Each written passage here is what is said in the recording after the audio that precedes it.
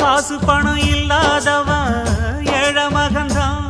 அவன் காட்டோரமா ரோட்டோரமா படுத்து தூங்குறான்.